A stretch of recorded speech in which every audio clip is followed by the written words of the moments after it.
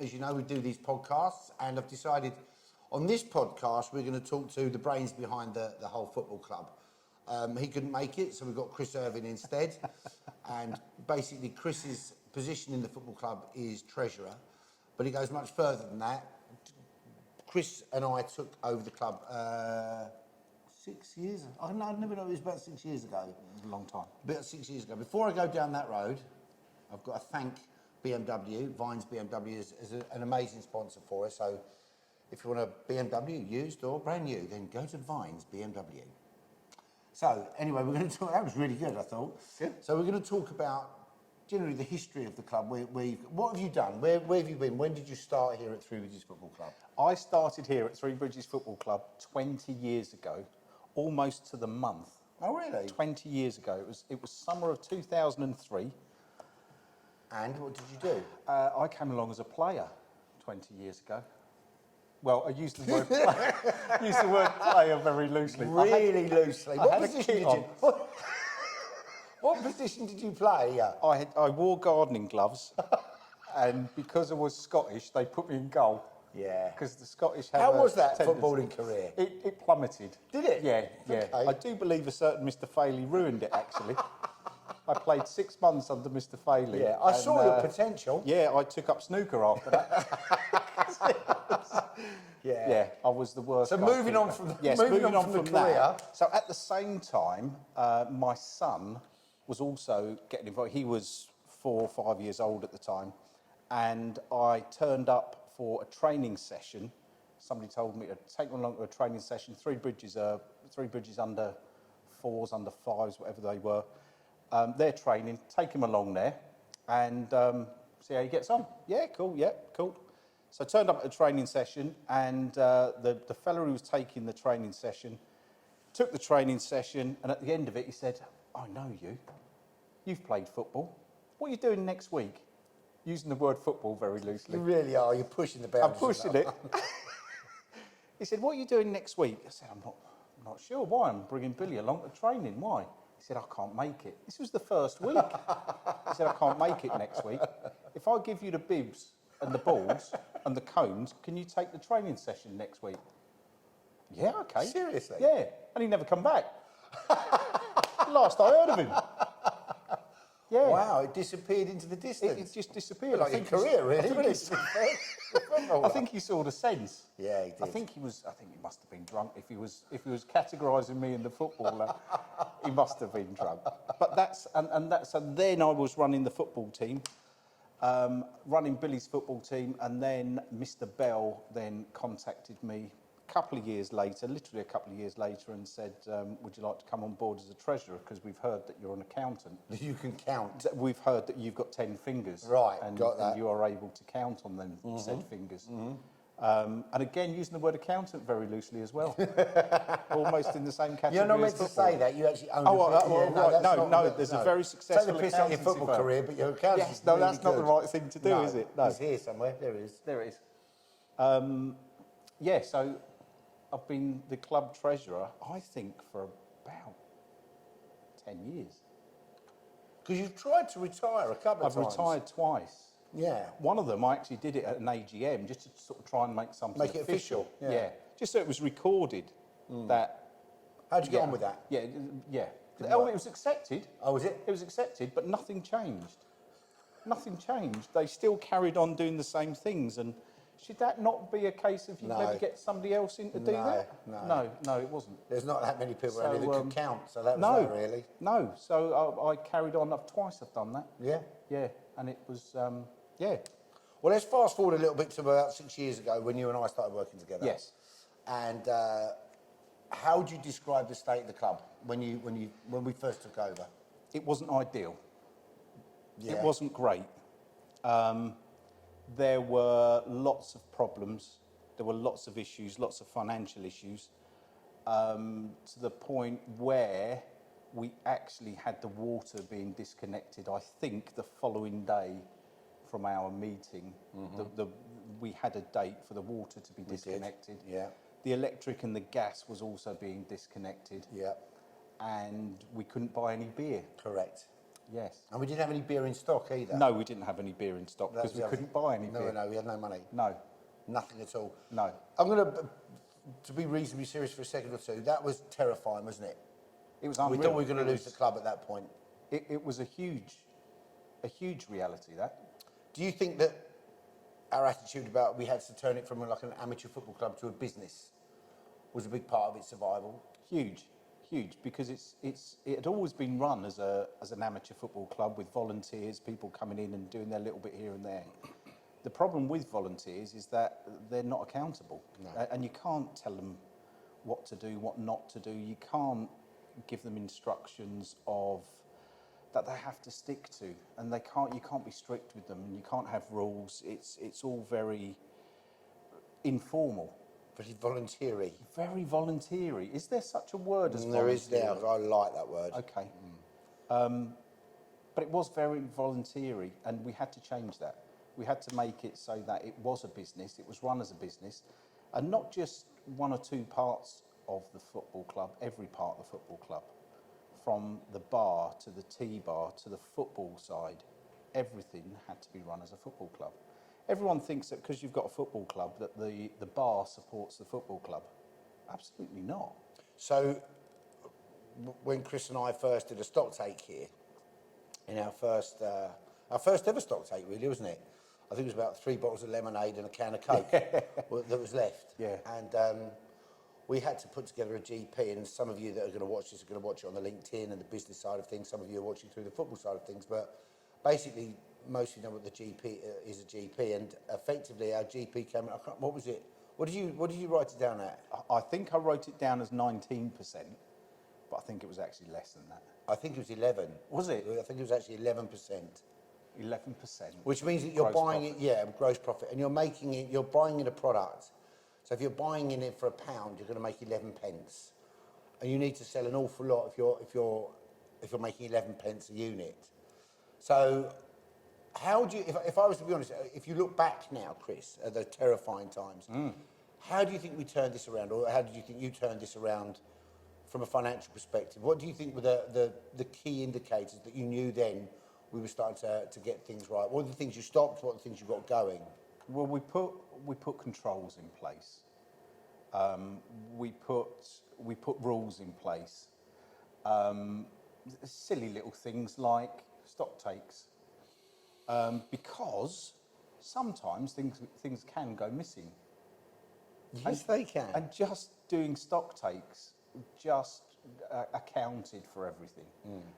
Having controls in place so that spending was under control, so that people couldn't just go off and say, by the way, I've spent 300 quid on a Hoover today, or 600 quid on a lawnmower, or there's controls in place for it so that there's nothing that's going to bite us down the line and going to be a surprise to us. I mean, I always say on my LinkedIn thing that from the business perspective, that anybody that runs a business, one of the first rules for me is you have to know your numbers. But how important do you think that? I know you're an accountant, it's very easy to say, but just an overview of knowing your numbers. How important is that from 1 through to 10, for example? 10.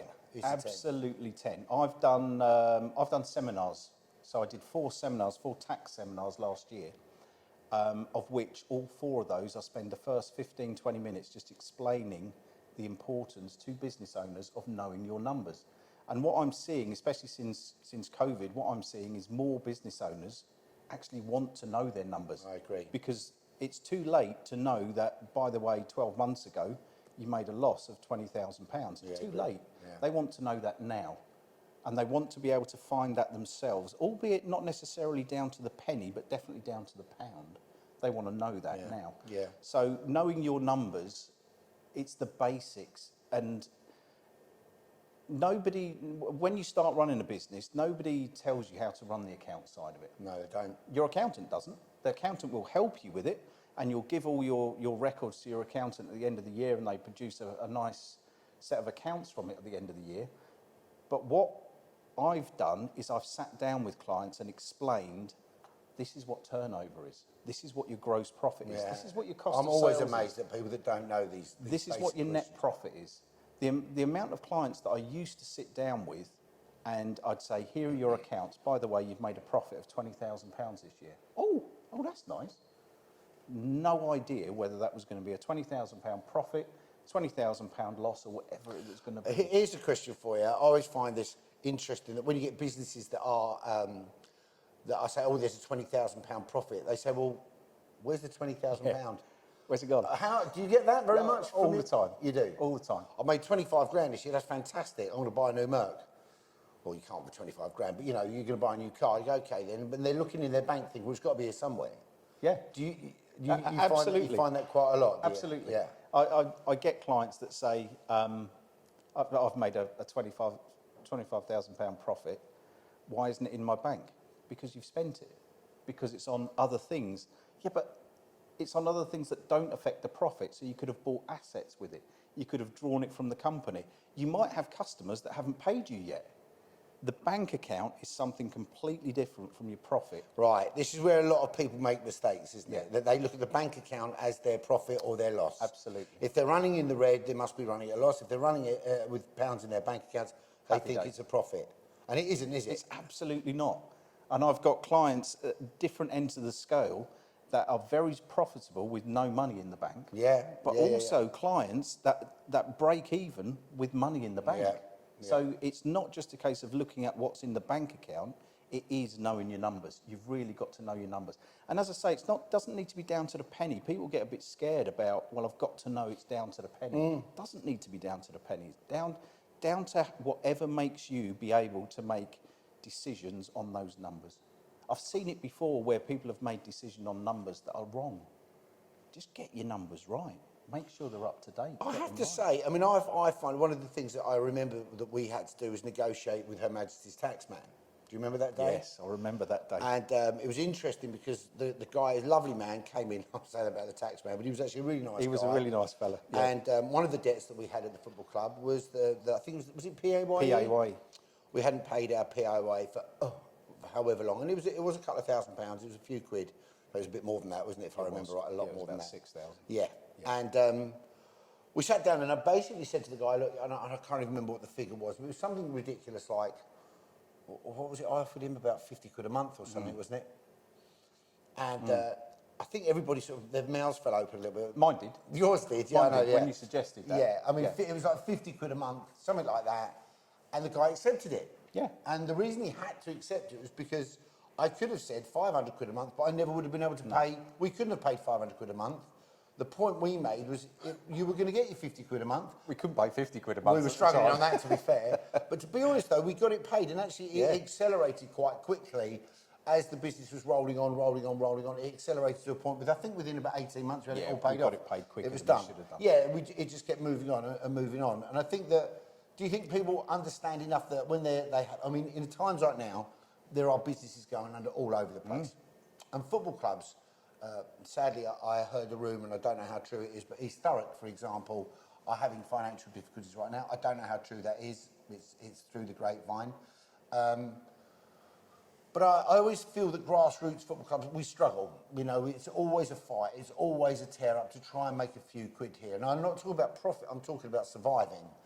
Would you agree with that? Absolutely. And I think, if you were to, I'm going to put you on the spot here, but if I were to say, what would you think of the golden rules of keeping I know it's a difficult one, but what would you say the golden rules are of keeping a grassroots club up like ourselves? But actually, I say grassroots, it could be any business. Yeah, I mean, do the rules change? No, they don't. They're the same rules. It's just easier to ignore them with a volunteer football club.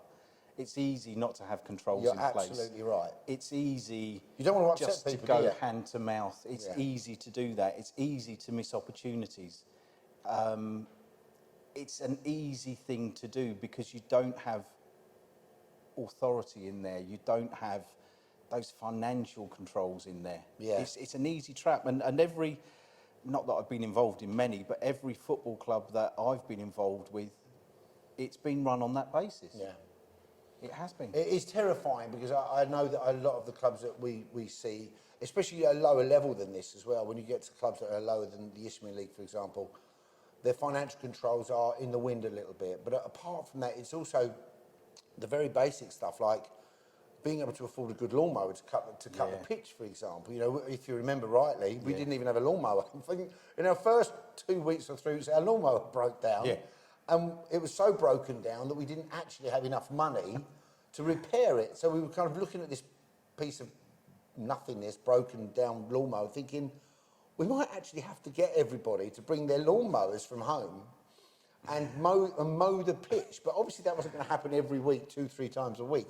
So we had to try and find ways of doing that. And I think that building the asset, slowly but surely, things like lawnmowers and finding ways of doing that, be it a quiz night, things like that. We started to grind through, didn't we, bit by bit, and we started to get the income right. I think one of the things that we invested in quite quickly was the bar. We realised that renting out this place was important. We made a lot of mistakes doing it, and I think Yeah, you have to absolutely. accept that businesses are going to make mistakes. Of course it is. We'd never done that before, and we did. But with the bar, people think that if a club's got a bar, well, that supports the football. So it absolutely doesn't. No, it doesn't. When you take into account, because it's not just the bar, it's not just the gross profit over the bar, it's the wages, it's the light and heat, it's the water, it's everything that goes with it in running a bar. It isn't just selling a pint of beer. So if we were to break it down, and you say you take a tenner, you're taking a tenner over the bar, 20% of that's VAT anyway. Yep. So that's going to take you down to what, £8? Yep. So you're down to £8 straight away. A pint of beer, you know, the cost of the alcohol, that's going to be at least 25, 35%, about 35%. Yep. So you're already sort of hitting 55% of that cost straight away. And that's before your electric, that's before your staff, that's before any of these. So actually the profitability of a bar is kind of minute when you think about... Absolutely. I mean, don't get me wrong, if we didn't have it, we'd be in all kinds of trouble. Yeah. But it isn't as big and as powerful as people think it is. No, we use the bar to attract people into the club, rather than making huge amounts of money over the bar. People think that we do, we don't. Yeah. It's not that at all. Yeah, I mean, from a business perspective, it has been tough. There's no two ways about it. But we're getting there now. We're pushing on, aren't we? And we've got a big project ahead of us, which Chris and I have worked. How long have we been working on this? Since I had hair. That was a long time That ago. was a long time They ago. hadn't invented plastic at that point, so that's not strictly true. So I think it's probably more like 3 years. 3.5 years? 3.5 years, Yeah, I think we've been we working first on sat down and- We've been working on this 3G pitch. How difficult has that been? It's been exciting, isn't it? No. We have said a couple of times that It's killed me. when I'm 27, look at me. when we get to the end of this project, we must actually write a book on all the things you need to be aware of when doing a project like this, because we've been dead keen to do things right, to do things the right way, but you've got to ask the right question. Well, you don't know what the question's going to be. Oh, it's so true. Very profound. That was very profound. Was it? Yeah, I like that. Yeah, because I couldn't agree more. We kind of went in this blind, but even more blind than we thought we were blind. It is. It's like doing a jigsaw puzzle without the box. You've got all the bits. Yeah, with a mask on. What does this with a look like? Yeah, I couldn't agree more. One of the things that I found that we, as a football club, we thought very much it was financial. We really thought it was a financial thing, that you have to raise this amount of money, which, by the way, is hugely important that you're making the effort to get that money. But we didn't really understand the charitable side of it as well, did we? And although we were dealing with sort of the community and the charity at the time, or charities at the time, mainly St Catherine's Hospice at the time, we were quite big with them and still are, we didn't realise how much the Football Foundation required it to be such a community. I don't think people understand community projects, do they? Do we? No, we didn't at the time. No, we absolutely didn't. We do now.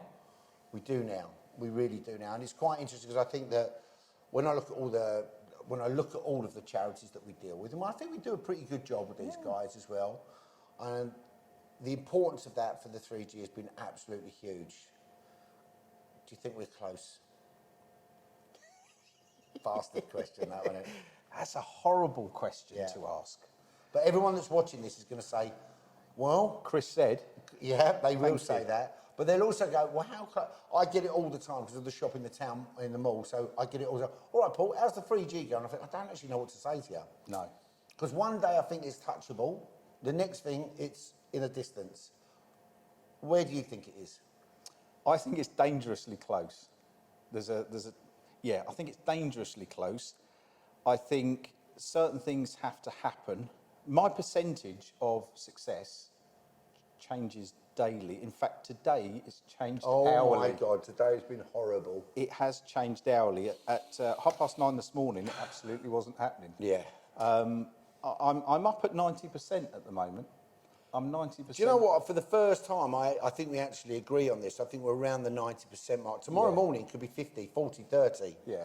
Because it all depends on the emails that we get and stuff Exactly like that. But right. it's been a ridiculously difficult journey, and it's going to change us. I mean, you and I, we push through. I can't even tell people out there the hours that we put into this. It's flipping ridiculous. Well done. Thank you. It's flipping ridiculous, and I have to say, it's been the hardest work we've done in a very long time. So, how important is a 3G? These are the sort of questions that I get asked. I'm going to ask you. Yeah, it's huge. Yeah. It's absolutely huge. And as we've found out, it's not just the football pitch. It's going to be used for other activities, schools. It's going to be used for disability football, walking football. It's going to be used for so many other things, but also it's going to be a hub for people to come along and socialise, which is something I think Crawley needs. Well, do you know, I think we're going to talk about 3G for a minute or so, but I think that when I look at what it brings to the town, look, apart from anything else, if you just look at Three Bridges Football Club, we've got 416 kids signed on.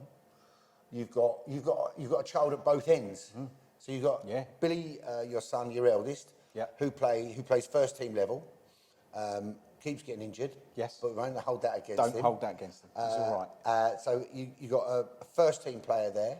And Robbie, what age is Robbie? 9. So Robbie's 9, and Billy's what, 23. So they, and Billy came right the way through, didn't he? Since under 5s. Since the fella left you with the bag of balls, yeah, exactly. So to be fair, I'm imagining that's going to be quite an engine for your passion for this as well, because you're seeing your kids basically. Huge. Absolutely huge. If we'd have had a 3G pitch with when Billy was doing his training and grown up through the age groups, it would have completely changed things. Yeah. It would have been. We actually trained on the 3G pitch over at Crawley Town when it first went down, so it was actually quite good then. Until we started getting people kicking footballs whilst I was trying to train 7-year-olds, and they're kicking a football across our pitch. And I remember one day, I shouldn't have done it. But bearing in mind, I'm in charge of 20, I think they were maybe 8, 9 years old. Yeah. And I'm in charge of them. And I've got my assistant coach, he's on the side, and these 2 lads are kicking a football across the pitch that I'm training these kids on. Yeah, I would have been able to cope with that. Yeah, if one of these kids had got hit by the ball, so I've put up with this for 2 or 3 minutes. I've gone and politely asked them, look, would you mind not doing that, please? I'm in charge of these kids. And whatever. Well, they did it again, and the ball came on the pitch. Well, my goalkeeping background kicked in because I got hold of this ball and I have leathered this ball. It's the best. You know when you just catch hold of a ball? And but you never done it when you were playing for me. No, I didn't. I was saving it for that moment. It took me 3 times to pick it up. I kept dropping it. And I've got hold of this ball and I've launched it and it's landed on the A23. And I was fuming, and I've then turned round and, that was a silly thing to do, wasn't it? Because if these 2 fellas get the umbrage with that, you're finished. I'm there on my own. Yeah. Fortunately, they didn't. But that's the kind of thing that was happening, probably still is happening. I do hear it needs to be a safe environment for trainers to coach their young players. It needs to be a safe environment. That's what this is going to provide. And I think it does provide that. We're fenced off all the way around. Yeah. It's in a great area as well. And I think that 400 kids will have a great time. So that's what's pushing you forward. That's why you're doing the hours that you do for it. Yeah. Because effectively it is going to be great for the kids. And yes, when people say, it'll make you loads of money. No, it doesn't. No. I mean, it's absolute bullshit that it's going to make you loads of money. That's one thing it doesn't. What it does enable is it enables the kids to get onto here and play football in a safe environment and grow through. And of course, we talk about the pathway, which I wanted to be talking to Brandon ONeill about in the next podcast. But for me, the pathway is so important, and Billy's the perfect. He's the proof of it. He's the proof of it, isn't he? He's the proof of it, that the pathway is there. It's not impossible. If you're a 6-year-old that is a mascot, there's every danger. Do you know what? If you stick to it, and the players that are coming through at the moment... oh my gosh. Oh my God, they're just different level. So they scare the life out of me, some of these young players. And it's great to see because there is just no fear. No. They just do not fear. I don't care how big that centre half is. Yeah. I'm going to go in for a tackle with him. Harvey Woolard is a great example of that. Harvey Woolard, Elliot is... Yeah, he's another one. He's another just unbelievable. Yeah, yeah. But it's great to see these players coming through. And there is that pathway for players at the football club. There absolutely is. We've proven that. And they're not there just because it's, oh, well, do you know what? They've come through the youth. No, for sure. For sure. They're pulling up trees. I mean, for me, to recruit 9 of last year's under-18s, I think says everything about the club. Actually, it says an awful lot about the gaffer. You know, and Brandon ONeill, obviously. As well, oh, yeah. I'm so proud of him. So proud of him. Yeah. And when I look at what they've achieved with these kids, it's phenomenal. We're not, you know, we're not looking at cups and medals this year and stuff like that. What we are looking at is great development for these kids. Huge development. They really are showing that in a few years' time, they could be quite a tidy little side here at Three Bridges, to be fair. And what I do love is local lads that have come through or been 7, 8, 9. How old was Billy? 6, 7 when he first started. Robbie's the same. He's a lovely little footballer. You know, these are kids that are all... Where did they get that side of it from? Oh, right, good. Their mum. So, you know, so to be fair, you look at the development of these kids is phenomenal. Talking of development, they can't see, but we've got Courtney in the room. Yes. Women's football.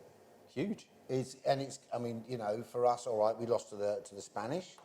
But it is getting massive now, isn't it? And do you think the 3G is going to help with that at all? With Massively. We went down. Are we looking to expand that as well? Absolutely. It's a no-brainer. We went down to the Amex last year, year before? Last year before, Euros, wasn't it? On the Euros, England, Spain. Yeah. Oh my God. What a game. Oh my God. Bastard getting home. We didn't get home. We got home about 10 minutes ago. Yeah, we did. Yeah, that's not easy. It wasn't easy getting home. No. But what a game.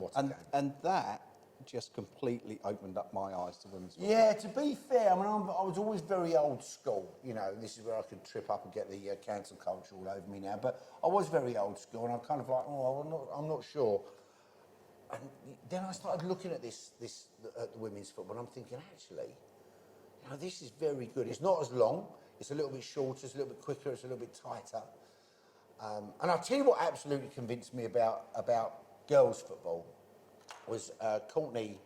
We had a phone call a year or so ago, and it was some of the parents who, bless them, their kids allegedly weren't good enough to get into the side where they were. And Courtney said, yeah, I'll take them over.